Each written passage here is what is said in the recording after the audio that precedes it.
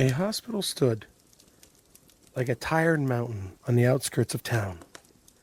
St. Augustine Memorial Hospital, built in 1920, shut down in the late 80s, and recently reopened after renovations. Locals called it cursed, but no one believed that anymore. Not until the night of the whispering. It was a quiet Tuesday when Marcus, the night security guard, clocked in. He was new, 6 weeks on the job. The other guards avoided the east wing, but Marcus wasn't superstitious. When asked to check out Ward B due to the emotional alarm, he shrugged and said, "Okay, I'll grab a flashlight and I'll check it out." The Ward B was a long-term care wing, but now it stood useless. There was no patients, no equipment, just rows of old, dusty beds behind glass doors, and dusty and mostly forgotten. The lights flickered as he entered the corridor. His boots echoed on the linoleum as he moved down the hallway. He paused at room 209, where the alarm had triggered. The door creaked open. Inside, an empty bed, peeling paint, a strong smell of antiseptic, the shine of a light around, and he just saw nothing. Basically, it was just an empty room.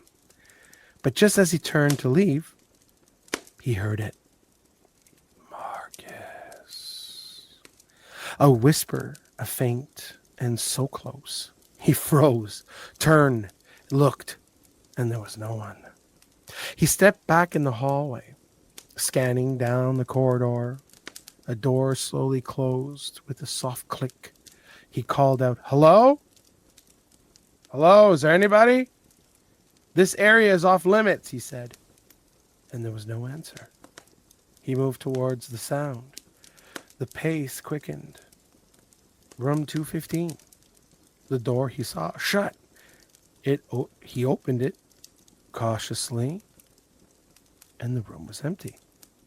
But something was different. The air was colder, and on the bed, an imprint, as if someone had just been sitting there. Then he heard it again, but this time closer to him. "Help me." The light flickered. He stepped back, heart pounding. He radioed for backup, but static was the only reply. Suddenly, the lights were in the entire wing went out. Plunged into darkness, Marcus fumbled for his phone. No signal. He turned back to the main hallway, only to find out gone. The corridor stretched infinitely now. Doors multiplying, walls pulsating faintly like a heartbeat. Panic rising.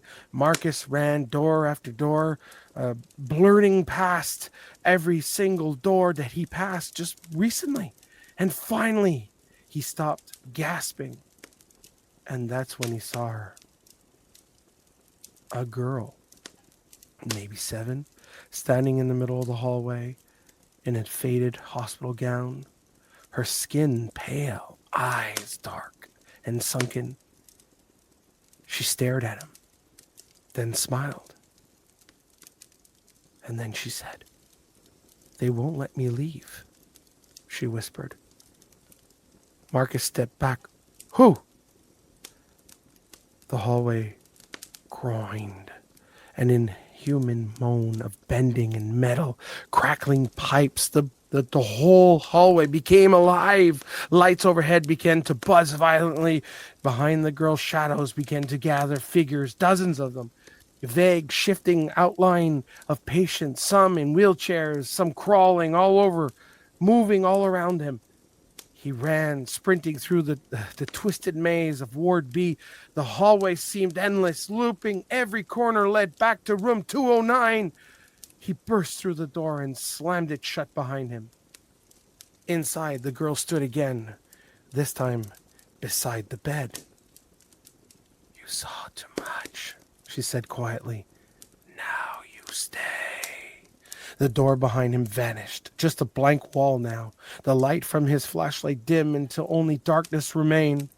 When morning came, the next guard arrived to find Marcus's radio lying outside room 209. His clipboard was still clipped to the desk, but Marcus himself was gone. The security footage showed him walking into Ward B, but nothing showed him leaving. They rewounded the tapes for hours. At exactly 2:14 a.m., static took over the feed. For 12 minutes, then everything resumed. Empty halls, silent rooms. He was never seen again. And if you visit St. Augustine's Memorial Hospital now, they'll tell you Ward B is sealed off for renovations. But some nights the motion alarm still triggers. And those who dare to check, they come back pale, quiet, and they never, ever speak of what they saw. But if you listen closely, you could still hear the whimpers calling your name.